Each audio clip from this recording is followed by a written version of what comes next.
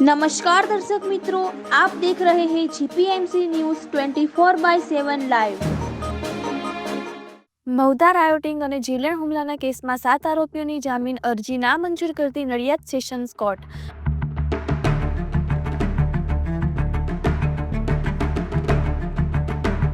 બે આરોપીઓ તાહિર હુસેન અને ફારૂક મિયા દ્વારા સોશિયલ મીડિયા એકાઉન્ટ ભડકાઉ પોસ્ટ મૂકી હતી, જેના કારણે બે કોમ વચ્ચે વૈમનસ્ય ઊભું થાય, ધર્મની લાગણી દુભાય, જાહેર શાંતિનો ભંગ થાય। આ પોસ્ટ જોતા વિકાસ ભટ્ટ પોતાના મિત્રો સાથે કટલાલ પોલીસ સ્ટેશને ફરિયાદ આપવા જાય ત્યારે આ કામના આરોપીઓએ પૂર્વ કાવતરો રચી પોલીસ સ્ટેશન બહાર ધમકી આપે છે, જેથી પોલીસે સમય સૂચકતા દાખવી આ કામના ફરિયાદીને પોલીસ પ્રોટેક્શન સાથે ઘરે મૂકવા જાય છે। ત્યારે આ કેસના તમામ આરોપીઓ એક સંપ થઈ ફરિયાદી પર જીવલેણ હુમલો કરે છે। આ બનાવ દરમિયાન રોડ પર જતા એક ગાડી ડ્રાઈવરે આ બનાવનો વિડીયો કરવાનો પ્રયત્ન કર્યો હતો, ત્યારે આરોપીઓ તેનો મોબાઈલ લઈ ફરાર થયેલા, જેથી લૂંટનો ગુનો આરોપીઓ વિરુદ્ધ નોંધાયો હતો। જૂની આઈપીસી કલમ 307 જે ગુનો નોંધાયેલ હતો, જેની અંદર ચાર્જશીટ થાય બાદ આ 7 આરોપીઓ જામીન અરજી મૂકી હતી, જે નડિયાદ એડિશનલ સેશન કોર્ટે જામીન નામંજૂર કર્યા।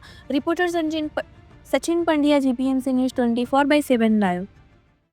આજ રોજ નડિયાદની સેશન્સ કોર્ટે જે આરોપીઓના જામીન અરજી નામંજૂર કરતો હુકમ કરેલો છે, તે બનાવની વિગત એવી છે કે મહુધા ખાતે રહેતા આરોપી તાહિર હુસેન મલેક તથા આરોપી ફારૂક હુસેન કાલુમિયા શેખ, જે બંને આરોપીઓએ પોતાના સોશિયલ મીડિયા એકાઉન્ટથી ભડકાઉ પોસ્ટ મૂકેલી, જેના કારણે બે કોમ વચ્ચે વયમનુષ્ય ઊભું થાય, જાહેર શાંતિનો ભંગ થાય અને ધર્મની લાગણી દુભાય।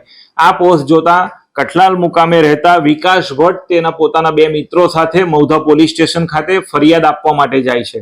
જ્યારે આ વિકાસ ભટ્ટ ફરિયાદ આપી રહ્યા હોય છે, ત્યારે આ કામના આરોપીઓ તમામ એક સમ થઈ પૂર્વ આયોજિત કાવતરું રચી અને પોલીસ સ્ટેશનની બહાર ઘેરાવો કરે છે અને ફરિયાદી વિકાસ ભટ્ટને ધમકી આપે છે કે જો આ ફરિયાદ કરીશ તો તને જોઈ લઈશું, તો અહીં કેમનો બહાર નીકળું છું એ અમે જોઈએ છે। જેથી પોલીસે સમય સૂચકતા દાખવીને આ કામના જે ફરિયાદી વિકાસ ભટ્ટ અને દિલીપ ચૌહાણ તથા એમના એક મિત્રને પોલીસ પ્રોટેક્શન સાથે તેઓને પોતાના ઘરે મૂકવા માટે જતી હોય છે।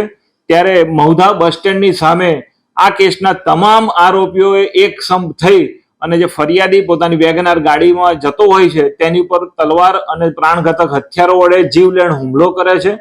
જે હુમલાની અંદર આ કામના ફરિયાદી દિલીપસિંહ ચૌહાણનો જીવ બચી જાય છે અને આ જે વેગનાર ગાડી હોય છે તેની ઉપર જે આરોપીઓ છે તેઓએ તલવાર ને ધારિયા ને દંડાઓ વડે હુમલો કરેલો, જેમાં સંપૂર્ણ વેગનાર ગાડી સંપૂર્ણ રીતે નુકસાન ગયેલું અને આ જે ફરિયાદી દિલીપસિંહ ચૌહાણના પ્રાણ બચી ગયેલા। દરમિયાન જ્યારે આ બનાવ બનતો હોય છે, ત્યારે નજીકમાંથી પસાર થતી એક ગાડીના ડ્રાઈવરે આ તમામ જે ઘટના છે તે પોતાના મોબાઈલમાં કેદ કરવા પ્રયત્ન કરેલો, ત્યારે આ આરોપીઓ ભેગા થઈ અને તેનો મોબાઈલ પણ લઈ અને નાસી ગયેલા અને લૂંટનો પણ ગુનો આ આરોપીઓ વિરુદ્ધ નોંધાયેલો। આ જે 307 જૂની આઈપીસીની સેક્શન 307 મુજબનો જે ગુનો નોંધાયેલો, તેની અંદર આજ રોજ કુલ 7 આરોપીઓએ ચાર્જશીટ થયા બાદ જામીન અરજી મૂકેલી। જે આરોપીઓમાં એક નિયાઝ હુસેન કાલુમિયા શેખ, બે મોહમ્મદ હનીફ કાલુમિયા અહેમદ મિયા શેખ, તેમજ તૌસીફ શાહ, અનવર શાહ દીવાન, રમીઝ ખાન, મોહમ્મદ ખાન પઠાણ, શહેજાદ હુસેન, ગુલામ મોહમ્મદ મલેક, વાહિદ હુસેન ઉર્ફે વાયા, ગનીમ મોહમ્મદ મલેક તથા આરોપી જાકીર હુસેન, ગુલામ મોહમ્મદ મલેક, આ તમામ આરોપીઓએ ચાર્જશીટ બાદ આજરોજ નડિયાદની additional sessions court Shri PP Purohit સાહેબમાં જામીન અરજી દાખલ કરેલી।